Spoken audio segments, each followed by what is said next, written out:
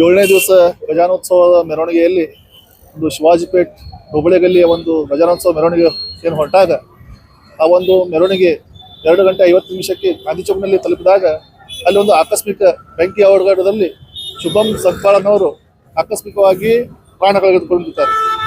ಇವತ್ತು ಶಿವಾಜಿಪೇಟ್ ಸರ್ಕಲ್ನಲ್ಲಿ ಎಲ್ಲ ಸಮಾಜದವರು, ಎಲ್ಲ ಗಣ್ಯ ವ್ಯಕ್ತಿಗಳು ಮತ್ತು ಪಕ್ಷಭೇದ ಮರೆತು ಎಲ್ಲರೂ ಇಲ್ಲಿ ಶುಭಂಗೆ ಒಂದು ಏನದ ಶ್ರದ್ಧಾಂಜಲಿಯನ್ನು ಸಲ್ಲಿಸಲು ಬಂದಿದ್ದಾರೆ.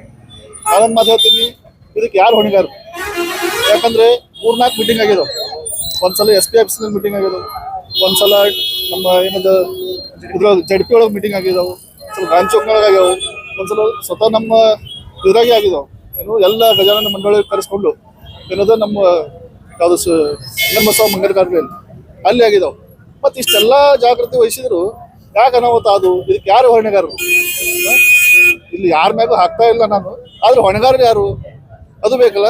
ಅದಕ್ಕಾಗಿ ಮತ್ತೆ ಮೀಟಿಂಗ್ ಮಾಡೋದು ಎದಕ್ಕೆ? ಯಾವ್ದು ಸಹ ಮೀಟಿಂಗ್ ಮಾಡೋದು ನಾವು ಇಲ್ಲಿ ಅಷ್ಟೆಲ್ಲ ಜಾಗೃತಿ ವಹಿಸ್ಲಿಕ್ಕೆ ಮೀಟಿಂಗ್ ಮಾಡ್ಬೇಕಲ್ಲ ನಾವೆಲ್ಲ. ಅದಕ್ಕಾಗಿ ನಾನು ಇಷ್ಟೇ ಕೇಳ್ಕೊತೀನಿ, ಇನ್ನು ಮುಂದೆ ಸಾಲು ಹಬ್ಬಗಳು ಬರ್ತಾ ಇದೆ, ದಸರಾ ಬರ್ತದೆ, ಮುಂದೆ ಯಾವ್ದು ಕೆಲಸ ಬರ್ತದೆ. ಅದಕ್ಕೆ ಎಲ್ಲ ಡಿಪಾರ್ಟ್ಮೆಂಟ್ದವರು ಇದನ್ನು ಜಾಗೃತಿ ವಹಿಸಿದ್ರೆ ಮುಂದೆ ಇಂಥ ಘಟನೆ ಆಗೋದಿಲ್ಲ.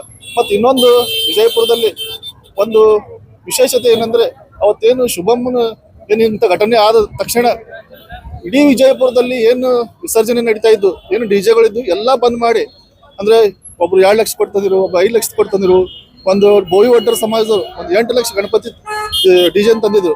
ಅವರೆಲ್ಲರೂ ಸ್ವಯಂ ಪ್ರೇರಿತವಾಗಿ ಬಂದ್ ಮಾಡಿ ಒಂದು ಏಕತೆಯನ್ನು ಮರೆತು ಶುಭಂಗೆ ಅವತ್ತೇ ಶ್ರದ್ಧಾಂಜಲಿ ಅನಿಸಿದ್ದು ಒಂದು ವಿಶೇಷವಾಗಿದೆ.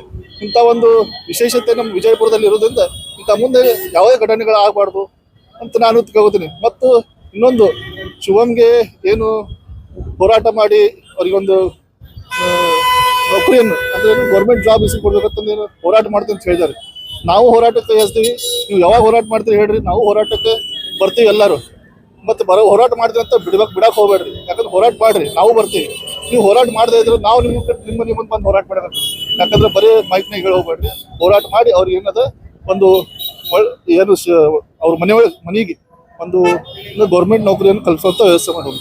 ಈಗಾಗಲೇ ನಗರದ ಶಾಸಕರು ಅವ್ರ ಮನೆಗೆ ಏನದ ಜನಪ್ರತಿ ಆಗಿರೋದ್ರಿಂದ ಒಂದು ಪ್ರಜೆಗಳ ಹಿತ ಕಾಪಾಡೋದ್ರಿಂದ ಅವರಿಗೊಂದು ಸಾಂತ್ವನ ಹೇಳಿ ಅವರಿಗೊಂದು ಕುಟುಂಬಕ್ಕೆ ಆಧಾರವನ್ನು ಕಲ್ಪಿಸಿಕೊಟ್ಟಿದ್ದಾರೆ. ಅವರದೇ ಆದ ಸಂಸ್ಥೆಯಲ್ಲಿ ಒಂದು ನೌಕರಿಯನ್ನು ಕಲ್ಪಿಸಿಕೊಟ್ಟಿದ್ದಾರೆ.